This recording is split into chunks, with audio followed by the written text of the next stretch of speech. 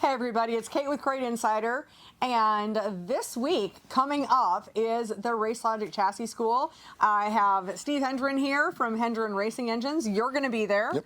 I'm going to be there. We're going to have a lot of other folks be there.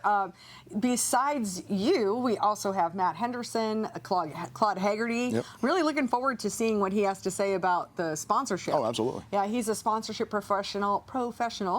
We also have Robbie Bilbrey, Ben Baker. We've got a whole host of experts there that are going to be helping folks out. And, you know, what's going to be the part that you're going to cover? We're just going to do chassis dyno stuff, show off some products that, can make a difference in a guy's race car.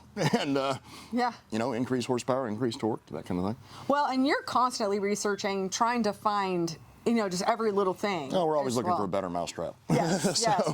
So with we'll show some mousetraps is what I'm getting at. Nice. Well, with the recommendations, the guys that are in that class will have a chance to check, you'll be able to share some of your recommendations. Absolutely. Which will be really great too. So if you don't have a seat yet, not sure if we're completely sold out, but you can always check at Racelogic.vip. We'll make sure we put the link in the description. And if you're going to be there in person, you're going to see both of us at the Racelogic. Afterwards, it'll be available online. But for now, if you can, if you're going to spare the time, March 6th through the 8th, and you can come join us. So with that, let's go ahead and take a look at some products. In this product spotlight, I want to talk a little bit about our Schaeffer's oil change kit with XL1. So when you buy an oil change kit from us, it is meant for a 602 or a 604. It means it comes with 7 quarts of oil, and it comes with the oil filter. And then in this particular kit, we also add in the XL1 engine treatment from Daytona 1. Now, this is a great choice for making really any oil just a little bit better. I know you've done a bunch of testing. Of course, I'm here with Steve Hendren from Hendren Racing Engines. You've done lots of testing, and I know that you've had a lot of experience. So tell us a little bit about who would this kit be great for? Somebody a little bit more economically minded when it comes to their oil choices. That's basically the main advantage. Schaeffer's is a great oil. We've used it for years, and that's what I recommend, like I said, to my customers who maybe don't want to spend a lot of money on a much higher end oil. Mm-hmm. Yeah, and so it is a synthetic. And then how often would you suggest, we get that question a lot, how often do you suggest customers change their oil? Generally, you want to keep an eye on contamination. Okay. If you can.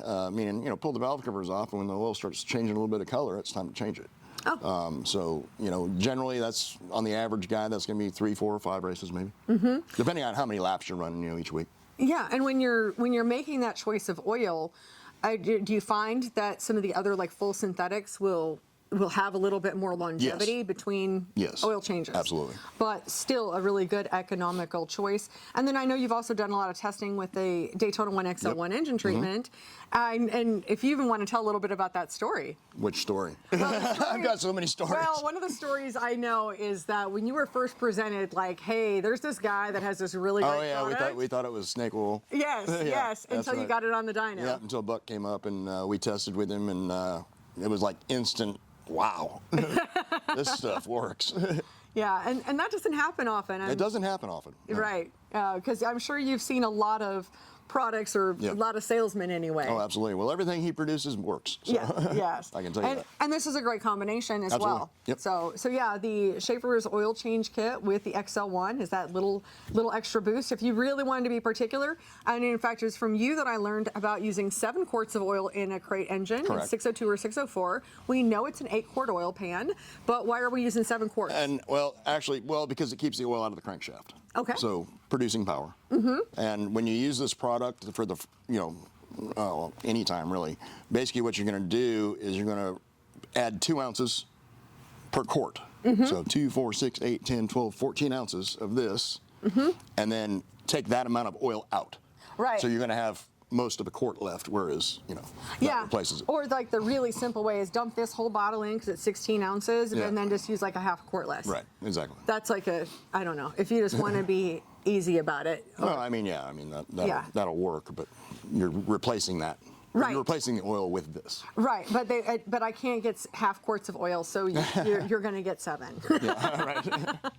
So there we have it, the Schaeffer's oil change kit with the XL1, and of course it's available here at CrateInsider.com. All right, another product spotlight. I absolutely love this product. I think you guys can tell with all of my Kaiser wheels that are in the background here, but love my Kaiser wheels. I mean, absolutely love them. Fantastic company and an incredible product. And what we're looking at here is our polished beadlock. So as you can see, we, beautiful polished wheel, and then with this beadlock ring, it just has that plastic protector on it right now.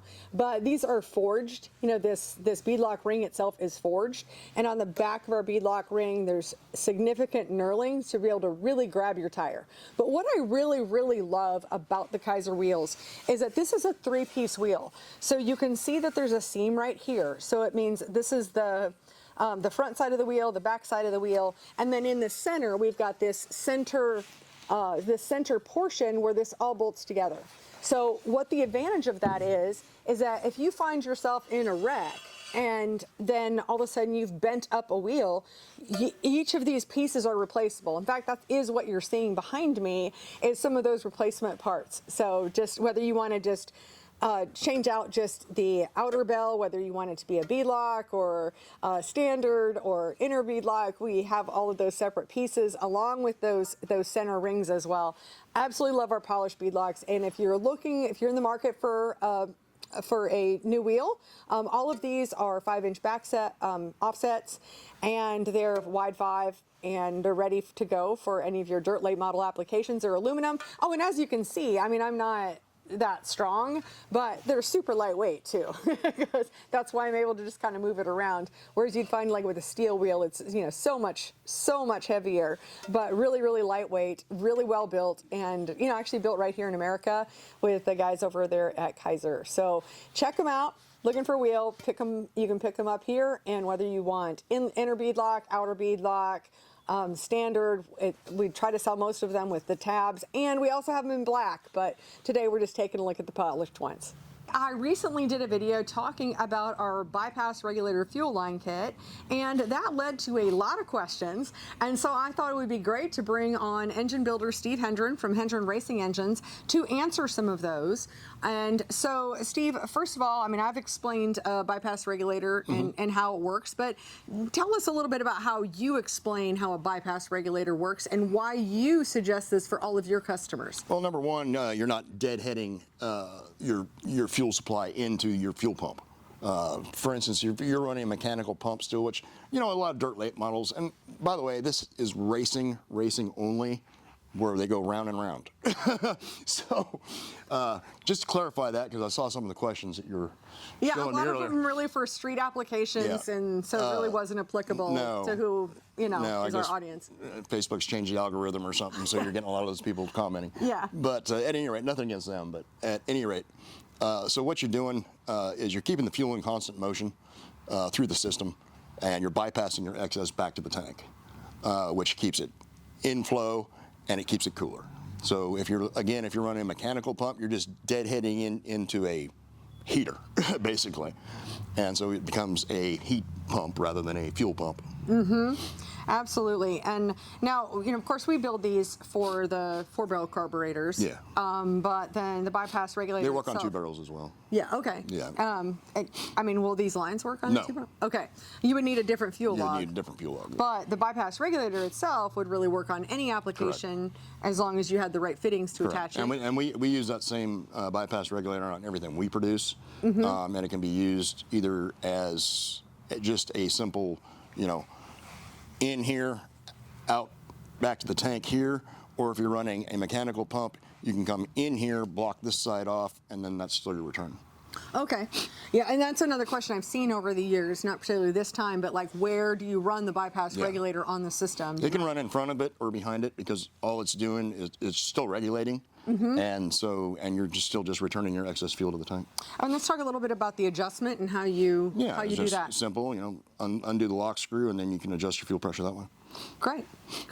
Any other words that you would have to say? Will this work with like when some people ask about like the 4500 carburetors? Is that? I mean, like 4150 is what this is set up for. Right. So. Yeah. Yes. And then what about the folks who think it's not necessary and that it's? Hey, have at it, because my guys are going to outrun you all day long. There we go. I think that was just a straight up mic drop, but please don't drop my mics. No. But if you're looking for one of these kits or just the bypass regulator by itself, we have both of them here at our website at CrateInsider.com. One of the favorite racer products that we have here in the store is our NGK spark plugs. Now these are the R5724-8s, and with this heat range, we found it to be very effective whether you're running a 602 or a 604, and it really doesn't matter what kind of fuel. We found great performance with guys that are running pump gas, whether they're running CHP, E85, any of those. With this heat range, we have gotten excellent results. So that's why if you're on our website looking for spark plugs, you're not going to see 19 different varieties. You're going to see like 3. So 2 of those would be we have 2 options for the 602 or 604, and then we have a second, or actually we have 3. We've got 3 different options for 602, 604, and we have 1 other option for the 525s. But the NGKs, and we always put our gapping instructions are right there on the website. So whether you're running an HEI or non-HEI distributor, like a billet distributor, we actually put that gapping right there into the product listing, so it makes it really easy for you to reference right there on the website. So NGK spark plugs, great way to go, especially this time of year. That is one of those inexpensive, easy things to change out before you really get going with the season to try to get the freshest spark you possibly can. So check them out, and you can find them on our website. In this product spotlight, I want to talk about the Jones fan hub. This is for a 4-blade. Now, what's really cool about the Jones hubs is you can see our regular race fan hub is this size, and this smaller hub, what this means is that now we've got a lot more control over the size of our fans. So instead of a 17-inch fan with the race fan, then it would knock it down to a 16-inch, or like a 19 would become an 18, a 17 would be a 16, 15 would be a 14. So Steve, I've got Steve Hendren here from Hendren Racing Engines. Tell us a little bit about why you would want to make the adjustment with different fan sizes. Well, because it all robs power at the rear tires. So, if you're on like my chassis now, for instance, I can show you all day long, a 4-blade fan is going to produce less power at the rear tires than a 2-blade fan. So if it's something where you can get away with running 2 blades, that's what you want. If you have to go to 3, then you can go to 3. If you absolutely need 4, because let's say it's middle of summer in, Louisiana or someplace, you might need to run four blades. But you can always do that. And then, come spring and fall and stuff like that, you can, always go back to 2 or 3. Right, so the different blades, but then also bringing down the diameter too. Yeah, bringing down the diameter. That's going to make a difference as well. Yes. So if you could really get down to no fan, but then you wouldn't make it through a race. Right, exactly. Most of the time, maybe in the maybe qualifying in the winter or something. right. Or if it's like 30 degrees or something. So but don't do that, because I built Scott Bloomquist an engine one year, and he qualified on the pole for Turkey. I think it was Turkey 100. Yes. And they disqualified him for not having a fan blade on there. Yes, because they had a sign at the sign at the entrance. In fact, I even have a little reference to that in my April Fool's video a few years ago. So what's great about we've got the Jones center. You've got all these different choices. You can have the race fan, which can be 2, 3, 4, 6 blades. Yep. We also have the Jones, which is you'd have to choose whether you want a 4-blade, which is the blue ones, or the orange ones are 3 blades. And then I just have the blades in here. I always personally recommend that the guy get the 4-blade. That way you do have the option to tune from 2, 3, and 4. Yeah, well, and this one would be 2 or 4 with the Jones. Yes. And then you make it 3 as well.